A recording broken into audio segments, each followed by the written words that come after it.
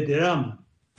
për shkak se Edi Rama e rekrutoi Hashim Thacin në çështjen dhe në përpjekjet që e ecshme që u bën për të ndryshuar kufit në Ballkan dhe për të ndarë Kosovën në favor të Serbisë.